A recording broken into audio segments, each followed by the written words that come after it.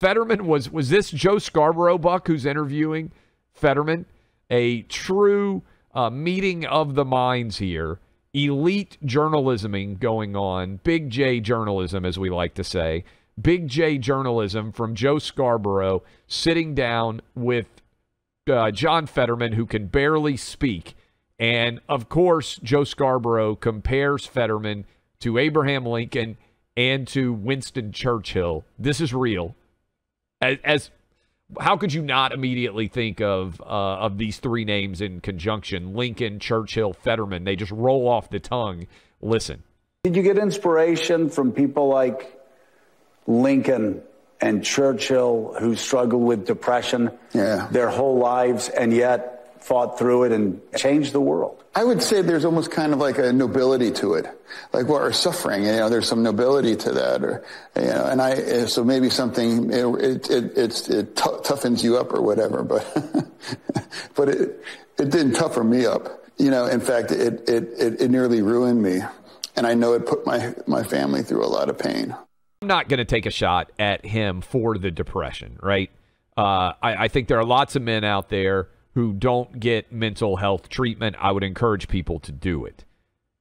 But the idea that Fetterman is in any way, in any remote possibility, similar to Lincoln and Churchill, two of the greatest orators and minds that have ever represented Western democracies, is just such shameless shilling on behalf of Joe Scarborough that Scarborough makes me sick, right? Because we know that he's a clown. He talked about how the reason he got COVID was because he had gotten his 8th COVID shot. He just believes and is willing to carry water for whatever the elite members of media believe, and this is a perfect example of it. Yeah, well, look, his whole MO is to tell liberal elitists what they want to hear, and that's the only way to drive any kind of ratings at MSNBC and the morning show have always been small, by the way. What they've done is they've always sold it as, that show reaches elite audience. I think, is Starbucks a sponsor on that show? And I'm being serious. I mean, they've had on Morning Joe very big sponsors with the idea that liberal elitists, basically the people who want to tell you the subway is safe in New York, who never ride the subway. They take, black cars, Uber Black, or they take, chauffeured service, or maybe even take a helicopter back and forth to the Hamptons. They watch Morning Joe. And so that's the whole thing. They have Joe and Mika sitting there representing or reflecting back to them the elitist delusional reality that they want for people who live their lives rooted in the hypocrisy that is central. I mean, to be a leftist, a true leftist today who is rich, you have to be a hypocrite.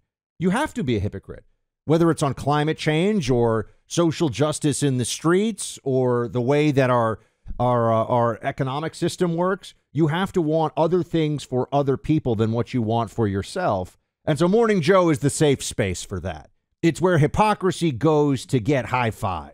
And that's well said. I would also add this. What is, I think, particularly distrustful about the way that Joe Scarborough speaks is he claims that he represents the forgotten guy, the forgotten woman. Like he is the panhandle of Florida representative for MSNBC.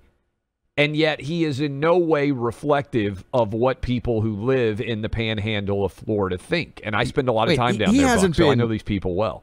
To be fair, he hasn't been, it's been like 20, 30 years since he was a congressman, like very long. I mean, he hasn't pretended, that guy hasn't set foot in the panhandle for any professional reason in a long time. Yeah, I appreciate that, but he still claims to be a big Alabama football fan and like, oh, I'm really down with the SEC football culture and stuff like that. I mean, that is his, at least was his entry point. How long's it been?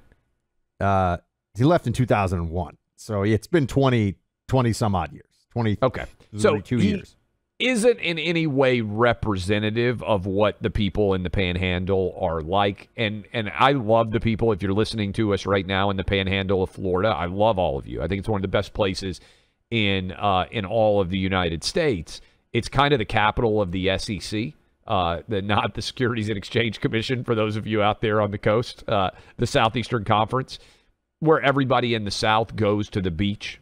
Used to be called, still somewhat fondly, I think is at times, the Redneck Riviera, because the beaches are beautiful, but it's easy to get down there from cities like where I'm from, Nashville, Birmingham, Atlanta.